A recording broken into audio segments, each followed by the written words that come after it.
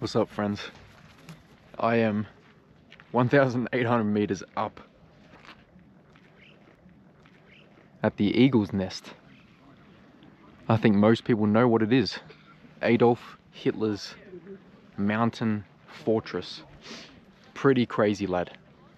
For most history buffs, I think most people want to come here at least once in their life, you know? Pretty surreal. I've just been sitting here taking in this view. The clouds keep rolling in though, so it gets blocked off. But today, while we're here, I want to tell you about Germany before World War II. Very strange that we don't learn this. I mean, from school and from what I can remember from talking to people that I meet while I'm traveling. Most people can only really remember the Holocaust being mentioned and talked about in school history. But arguably, what is just as important is what led up to it. So prior to World War II, what Germany was like, the state that the country was in. Because if we understand history and we know what built up to these terrible moments, we can prevent it, right? I can give you a representation of society at that time. There were two men, Ivan Bloch and Magnus Hirschfeld, both Jewish men. And they had opened basically a very strange sexual clinic undercover with the umbrella of science.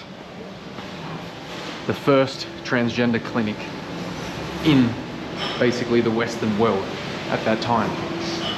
Let me explain more to you. It's very interesting. If you dig into this, it is quite awful stuff. Depending on your likings. Let there be 1,000 blossoms bloom, mate, for all I care. So these guys start doing transformer surgery. A lot of the patients are people from mental institutions, which is pretty rough. And to give you a representation of the government at the time,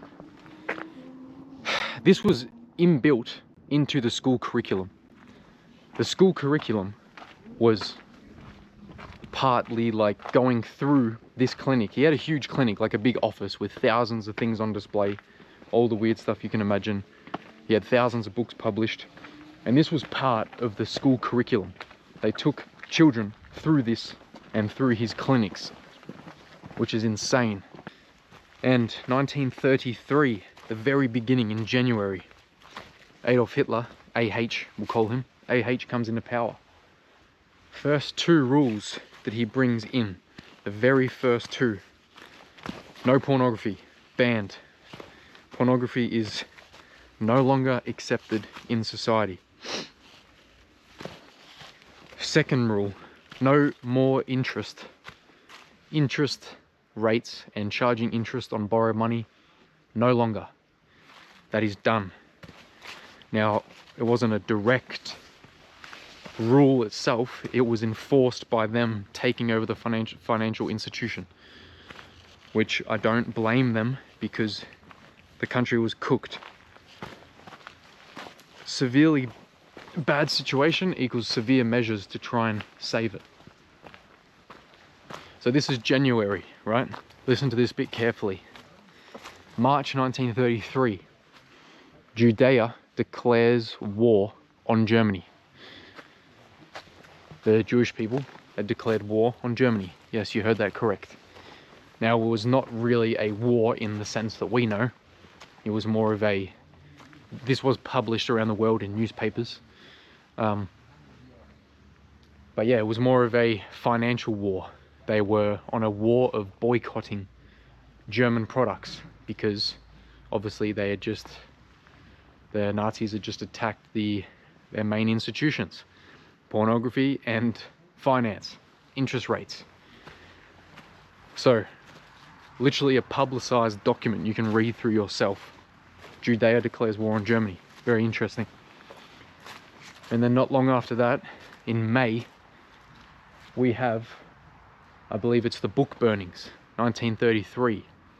You know the crazy thing, the only thing that I remember learning about this in school is that they burnt everything intellectual they burnt. Unfortunately, that's not true. I looked into this. What's the first few thousand of books that they burnt? Magnus Hirschfeld's studies. All of his published books, like the trans stuff, the strange sex, whatever the heck he was researching, that is what is gotten rid of. Yeah, unbelievable, huh?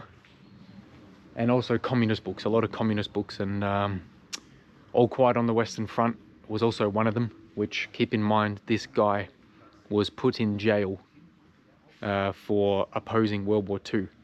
So make of that what you will. But yeah, unbelievable. The first books, like 20,000 of the books that were burnt in 1933 were from Magnus Hirschfeld's clinic. All of those strange books. Unbelievable, huh? Unbelievable. Why no one talks about the fact that the Allies, after World War II, burnt tens of thousands of the German records? I don't know. We only talk about the fact that the Nazis burnt books. We don't talk about why the Allies burnt more. Interesting, huh? Obviously, if you lose documents, then you can rewrite or write history in the way that you want it. Remember, victors always write history. Yeah, very interesting.